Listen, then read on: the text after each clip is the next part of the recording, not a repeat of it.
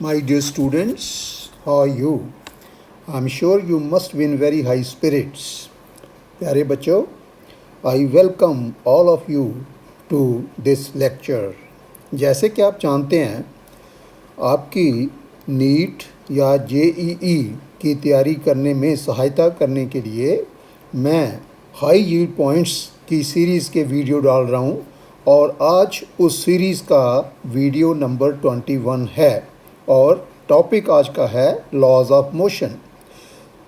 अब laws of motion का chapter बहुत ही इम्पॉर्टेंट चैप्टर है from examination point of view और थोड़ा लेंथी चैप्टर भी है। इसमें बहुत से पॉइंट्स हैं जो आपकी मल्टीपल चॉइस क्वेश्चन आंसर करने में सहायता कर सकते हैं। इसलिए मैं इसके 2 या 3 वीडियो डालूँगा और आज ये है लॉज ऑफ मोशन का video number 1।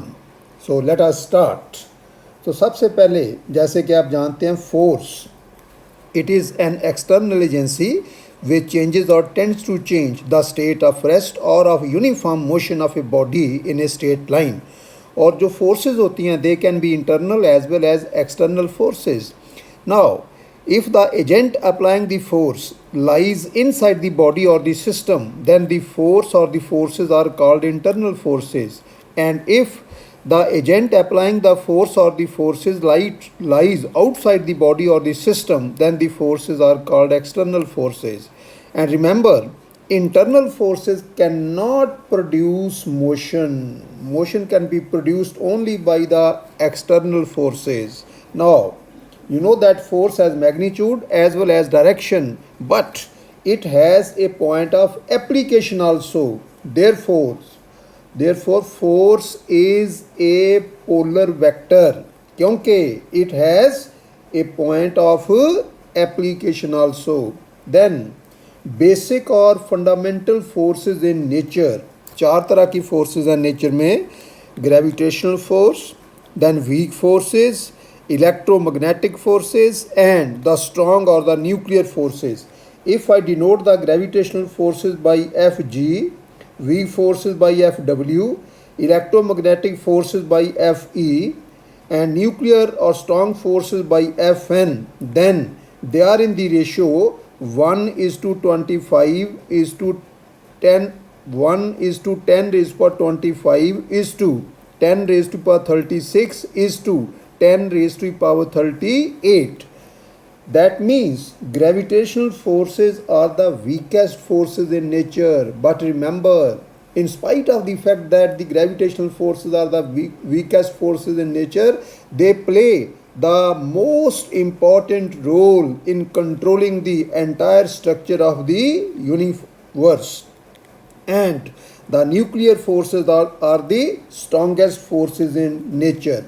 Then gravitational and electromagnetic forces are central forces and conservative forces.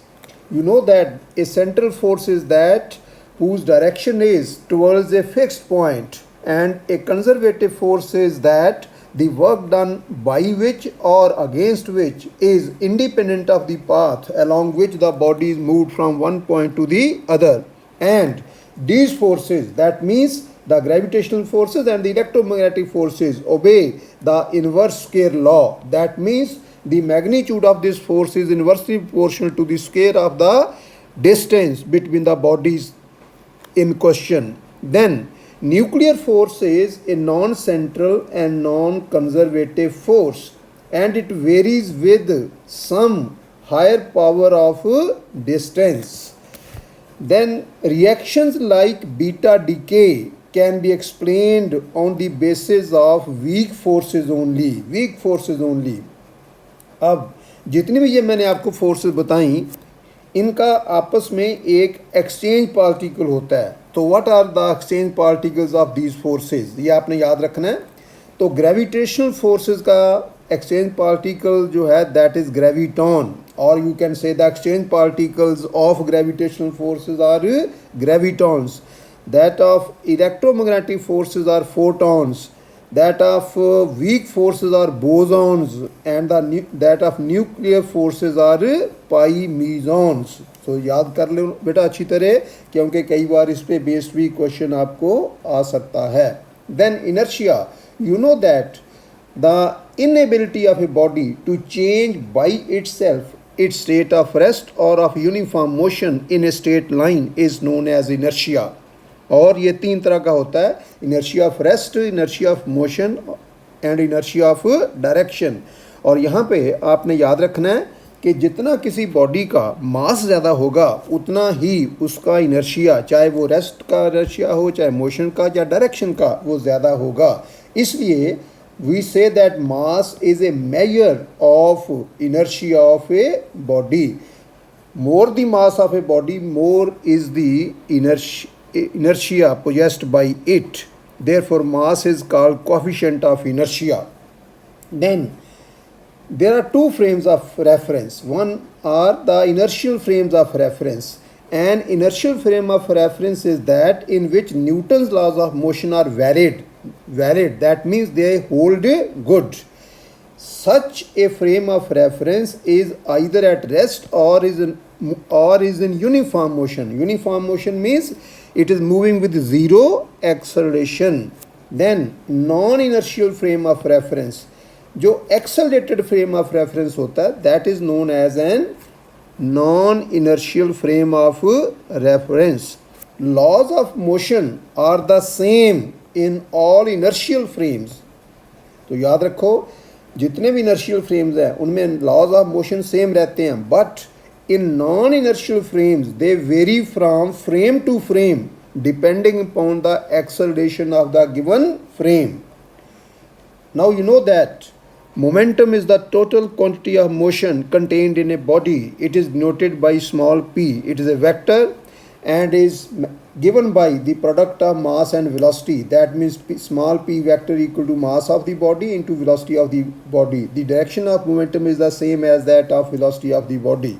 Now according to Newton's second law of motion, F equal to ma, and a means rate, a means dp, a means acceleration, that is dv by dt, and ma means rate of change of momentum, that is dp by dt. P is the momentum. So force, you know, is the rate of change of momentum. Now for a variable mass system, अगर तो मास रहे constant फिर तो आता है F equal to m a, लेकिन अगर mass भी वेरी करता है then F equal to d p by D t, और P किसके बराबर है, डी वी के, एम वी के बराबर, and therefore F equal to d d t of M into we.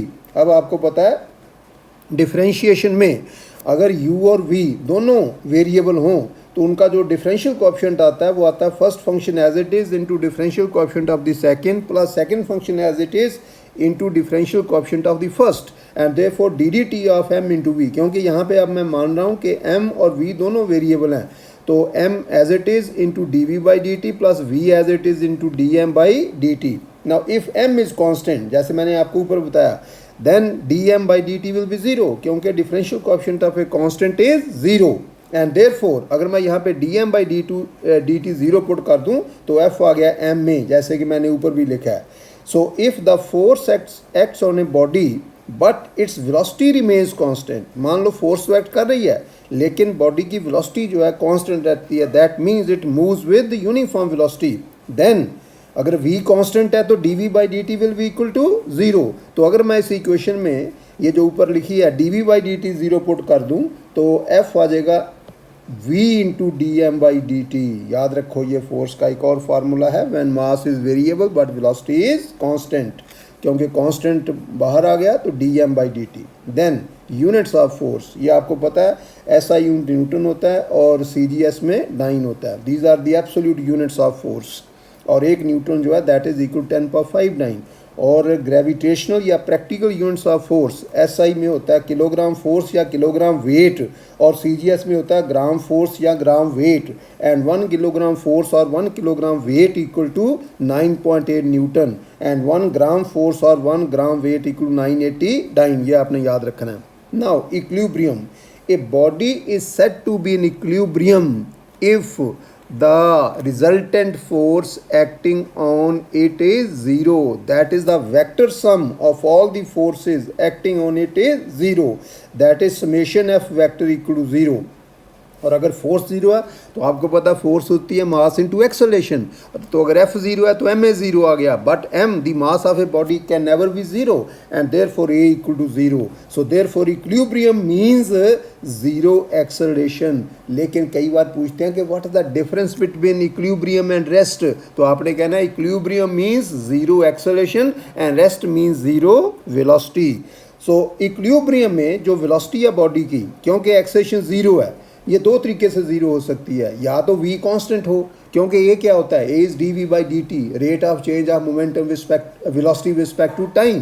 तो अगर v कांस्टेंट है तो उसका rate of change of velocity with respect to time will be zero, that means v will be constant अगर a zero है, और या ये ज़ीरो भी हो सकती है वेलोसिटी। सो याद रखो, अगर कोई बॉडी इक्विलिब्रियम में है तो उसकी वेलोसिटी या ज़ीरो होगी या होगी constant. Then if the force is conservative, अगर जो फोर्स किसी बॉडी या सिस्टम पे एक्ट कर रही है that is conservative in nature, then potential energy, जिसका सिंबल मैं यूज़ कर रहा हूँ capital U, of the body और द सिस्टम इज़ मैक्सिमम और मिनिमम दैट इज़ कांस्टेंट। क्योंकि कोई भी चीज़ जिसकी वैल्यू या मैक्सिमम हो या मिनिमम हो वो कांस्टेंट होती है, क्योंकि किसी भी क्वांटिटी का मैक्सिमा या मिनिमम जो वैल्यू है दैट इज़ ऑलवेज कांस्टेंट। और अगर वो कांस्टेंट है तो F equal to zero, that means minus D U by D r, क्योंकि ये जो कंजर्वेटिव फोर्स होती है F, उसका जो पोटेंशियल एनर्जी से रिलेशन है that is F equal to minus D U by D R. So D, अगर फोर्स ज़ीरो है इसका मतलब minus D U by D R equal to zero, और D U by D R equal to zero, या ये समझ लो कि u जो है that is constant. Constant means either maximum और मिनिमम, जो मैंने आपको ऊपर बताया। Now equilibrium is of two types, number one stable equilibrium, number two unstable equilibrium. अब फ़र्क क्या दोनों में?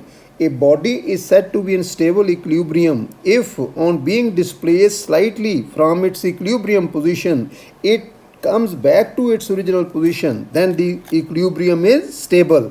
और जब कोई बॉडी स्टेबल इक्विलिब्रियम में होती है तो उसकी पोटेंशियल एनर्जी मिनिमम होती है, याद रखना।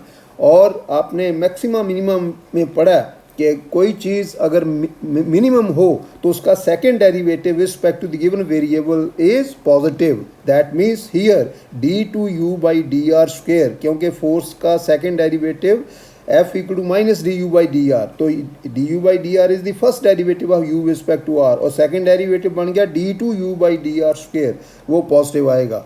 और अनस्टेबल इक्विलिब्रियम होता है कि अगर हम किसी बॉडी को उसकी इक्विलिब्रियम पोजीशन से थोड़ा सा डिस्प्लेस करें तो वो बजाय वापस आने के जिस तरफ हमने डिस्प्लेसमेंट करी उसी तरफ और आगे चली जाए, तो इक्विलिब्रियम इज़ कॉल्ड अनस्टेबल। और इसमें जो पोटेंशियल एनर्जी होती है दैट इज़ मैक्सिमम। और आपने मैक्सिमम मिनिमम पढ़ा कि अगर कोई चीज़ मैक्सिमम होनी है तो उसका सेकंड डेरिवेटिव जो होना चाहिए दैट शुड बी नेगेटिव, इसका मतलब d two U by D R square should be negative. और ये बहुत से मल्टीपल चॉइस क्वेश्चन आंसर करने में हमारे काम आती हैं चीज़ें। उसके बाद इम्पल्स क्या होता है? The change in momentum of a body is known as impulse, that means impulse equal to final momentum minus initial momentum. अब अगर किसी बॉडी का मास m है, उसकी इनिशियल वेलोसिटी है u, फाइनल हो गई v कुछ टाइम के बाद, तो चेंज इन मोमेंटम आ गया mv minus mu, and that is called impulse. And we can prove that impulse is also equal to force into time. ये तब लगाना है F इंटू टी फार्मूला जब फोर्स कांस्टेंट है, लेकिन अगर फोर्स वेरिएबल है, टाइम के साथ बदलती है, then impulse equal to integral F into d t. इस केस में हम क्या करते हैं कि थोड़े से टाइम dt के लिए, where dt is very very small interval of time, मान लो फोर्स F कांस्टेंट रहती है तो उतने टाइम के लिए इम्पल्स हो गया F इंटू डी टी, तो टोटल इम्पल्स निकालने के लिए हम इसको इंटेग्रेट कर देंगे। सो याद रखो, अगर फोर्स, बहुत बार ये क्वेश्चन आता है मल्टीपल चॉइस में, आपको फोर्स दे देगा इन टर्म्स ऑफ टाइम और कहेगा इम्पल्स निकालो, तो आपने इंटेग्रेट कर देना है और टाइम की लिमिट्स जो दे रखी है उसके हिसाब से ले लेनी है। तो आपने ये फार्मूला लगा के इम्पल्स कैलकुलेट कर लेना है। फिर एक चीज़ और याद रखना, अगर हम टाइम और फोर्स में ग्राफ प्लॉट करें by taking time along x axis, क्योंकि अगर फोर्स वेरिएबल है मान लो, तो जो ग्राफ आएगा वो पैराबोलिक टाइप आ जाएगा, यानी कर्व टाइप आ जाएगा, और अगर कांस्टेंट फोर्स है तो स्ट्रेट लाइन आ जाएगा। लेकिन area under the force time graph and the time axis gives the impulse during that time. Then law of conservation of linear momentum, इसको कई बार हम कह देते हैं law of conservation of momentum, क्योंकि जब लीनियर लफ्ज़ नहीं भी लिखा हुआ तो अंडरस्टूड होता है कि इट इज़ लीनियर मोमेंटम। जब एंगुलर की बात करेगा तो फिर एंगुलर मोमेंटम साथ में जरूर लिखते हैं हम। ये लॉ स्टेट करता है कि अगर किसी सिस्टम पे बाहर से कोई फोर्स नहीं लगे then its total momentum remains constant. That means if the external force that is F acting on the system equal to zero, then force किसके बराबर, अभी मैंने आपको बताया d p by D T, rate of change of momentum, ये zero हो गया। और जिस चीज़ का डिफरेंशियल कोएफिशिएंट ज़ीरो हो वो होती है constant, that means P equal to constant. और इसको हम काफ़ी यूज़ करते हैं in solving numerical problems. Now there is a theorem called Lami's theorem. Now what is this theorem? If a body or a particle is in equilibrium under the action of three forces, say P, Q and R acting simultaneously on it, then P over sin alpha equal to Q over sin beta equal to R over sin gamma। P जो है जैसे मैंने figure में बनाया, P के सामने P force के सामने एंगल है अल्फ़ा, Q के सामने एंगल बीटा और R के सामने एंगल है गामा। तो P ओवर साइन अल्फ़ा लिखना है, Q over sine beta equal to R over sine gamma. ये थ्योरम भी हमारी कई बार multiple choice question numerical solve करने में बहुत मदद करती है। Then working of a rocket, remember the working of a rocket is based upon the law of conservation of momentum. जब रॉकेट में से गैसेज नीचे की तरफ जाती हैं so they have a momentum in the downward direction. According to the law of conservation of momentum, the rocket gets an equal momentum in the upward direction due to which it moves up. So thrust on the rocket, thrust means force acting on the rocket, is given by u equal to u into dm by dt, where u is the constant or relative velocity of the gases with respect to the rocket. It is the relative velocity of the gases with respect to the rocket, and dm is the small amount of gases escaping through the rocket in the downward direction in a very small time dt। या ये कह लो कि dm जो है it is the mass of the fuel that is burnt in small time dt।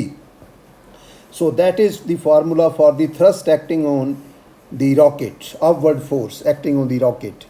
Then in the absence of air resistance, अगर हम air resistance को neglect कर दें, number one, if the rocket moves up with an acceleration a, then you know that upward force means thrust. और उसके लिए मैंने formula क्या बताया आपको, u into D M by D t, and this must be equal to m into a. m is the mass of the rocket at the given time. Rocket means rocket plus the fuel in it, plus mg, this is the weight of the rocket at the given time। और अगर rocket ऊपर की तरफ जाए with constant velocity तो उसकी acceleration कितनी हो जाएगी, ज़ीरो। तो अगर ऊपर ये जो इक्वेशन मैंने लिखी है इसमें ए ज़ीरो पुट कर दूं तो u into D M by D T आ जाएगा इक्वल टू एम जी। लेकिन ध्यान रखो ये जो छोटा m और इस तरफ d के साथ m लिखा है, they are not the same. dm एक चीज़ है और m अलग चीज़ है। dm is the small mass of the gases escaping in the downward direction from the rocket in a very small interval of time dt, and m is the mass of the rocket at that time, और mass of the rocket में mass of the rocket plus the mass of the fuel in it जो included है। then velocity of the rocket at any time, the velocity of the rocket at any time is given by v equal to v naught plus u log m naught over m to the base e, where v naught is the initial velocity of the rocket, that means the velocity of the rocket at time t equal to 0। लेकिन आम तौर पे आपने देखा होगा जब rocket को launch करते हैं तो वो रेस्ट से शुरू करता है, तो इसका मतलब आम तौर पे जो इनिशियल वेलोसिटी v नॉट है दैट इज इक्वल टू 0। तो इसलिए इसको मैं 0 पुट कर दूंगा। तो अच्छा, ऊपर जो बेस लिखा है log to the base e है, अगर बेस बनाना आपने 10 तो you know that base changing formula कहता है कि we have to multiply it by a factor 2.3026 and you can take this factor to be approximately equal to 2.303। सो उसके हिसाब से यहाँ पे बेस जो है लॉग का 10 आ जाएगा। तो अगर मैं v zero equal zero put कर दूँ इस इक्वेशन में तो वी आ जाएगा u log m naught over m to the base e equal to 2.3026 log m naught over m to the base 10। ये जो एम नॉट है it is the mass of the rocket at time t equal to 0, that means in the beginning when it is to be launched or it is at the verge of being launched उस वक्त। और इसमें rocket का मास भी plus जितना उसमें fuel रखा हुआ है वो सारा मास टोटल इंक्लूडेड है। सो m जो है this is the mass of the rocket left at time t, क्योंकि जो गैसेज पीछे की तरफ निकलेंगी और फ्यूल का मास कम होता जाएगा, यानी कि रॉकेट का मास कम होता जाएगा। That is why this system of rocket and gases is called variable mass system. तो मास m जो है छोटा, this is the mass of the rocket left at time t। Then burnt out speed of the rocket, this v b इसका नाम रखा। Burnt out speed means speed of the rocket or velocity of the rocket when whole of its fuel has been burnt up। Fuel ख़त्म हो गया तो rocket हम कह सकते एम्प्टी रह गया। तो v b is given by u into log m naught over m r to the base e, where m r is the residual mass of the rocket। Residual mass means mass of the rocket when it is empty, when whole of its fuel has been burnt out। And this is also equal to 2.3026 u log m naught over m r to the base 10, क्योंकि जब हम 2.3026 से multiply कर देते हैं तो base बन जाता है 10। So that's all for today. तो ये बेटा आपने अच्छी तरह पढ़ना है। कल मैं वीडियो नंबर 2 डालूँगा, इसका बहुत अच्छी बातें मैं आपको बताऊँगा, तो आपने इनको अच्छी तरह कर लेना है। और मेरे चैनल को आपने लाइक करना है, शेयर करना है, सब्सक्राइब करना है और बेल आइकॉन बटन को भी प्रेस करना है, ताकि आपको जब भी मैं वीडियो डालूं उसकी नोटिफिकेशन उसी वक्त मिल जाए और आप मेरे वीडियो को देख सकें और फ़ायदा उठा सकें। So stay home, stay safe, stay healthy. Thank you very much.